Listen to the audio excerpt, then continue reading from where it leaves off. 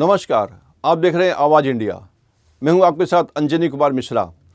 मुंबई से सटे नई मुंबई के railway station परिसर में फैली गंदगी और व्यवस्था के खिलाफ बुधवार को रिपब्लिकन पार्टी ऑफ इंडिया की तरफ से एक हस्ताक्षर मुहिम चलाई गई और रेलवे प्रशासन ने जल्द से जल्द इस व्यवस्था को दूर करने की मांग की।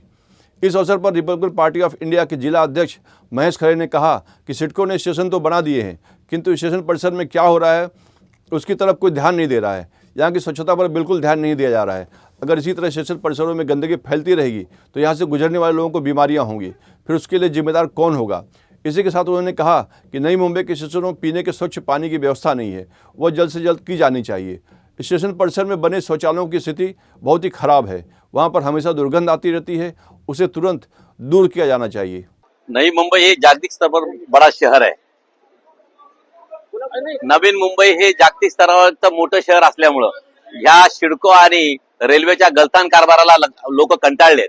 जे लोकांना इथे घरं दिली आहेत आणि ज्या सुविधा उपलब्ध करून द्यायला पाहिजे केंद्र आणि राज्य सरकारच्या, त्या सुविधा उपलब्ध होत नाहीत। आज नेरूळच्या नव्या मुंबईतल्या सर्व स्टेशनच्या अवस्था इतकी वाईट आहे की एवढी दुर्गंधी पसरलेली आहे। स्टेशनच्या आजूबाजूला सगळे गर्दुले आणि सगळे चरसुले तिथे बसलेले असतात।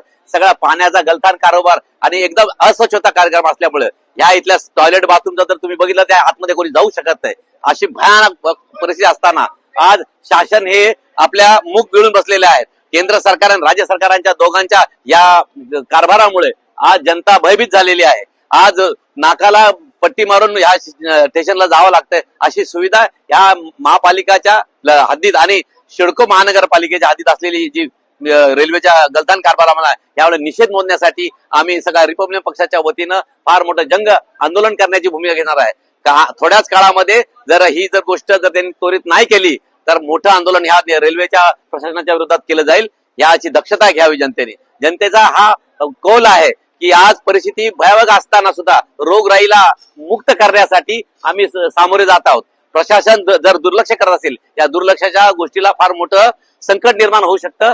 तरी पण आपण प्रशासनाने लक्ष देऊन आज दिलेल्या बाईट वरती लक्ष द्यावं आणि ह्या सुखसुविधा शासनाच्या ज्या घेतलेल्या उपक्रम आहे त्या उपक्रमाला योग्य दिशेने नेण्याचं काम आपण करावं। हीच खऱ्या अर्थानं या शासनाची आमची जबाबदारी आहे। जर शासनाने जर नाही केलं तर याच्या पलीकडे जाऊन उग्र आंदोलन केलं जाईल। आमची त्यांना आम्ही जरा एक निवेदन देत आहे साहेब की या स्टेशनवर एवढं बगाल झालेलं आहे की माणसाला चालायला रस्ता नाही, सगळ्या गाड्या घोड्या सगळ्या रस्त्याने उभा आहेत, भाजीपाले रस्त्याने सगळे चाललेले आहेत आणि लोकांची एवढी गैरसोय होते आणि बाकी काय सगळं एकदम घाण आहे।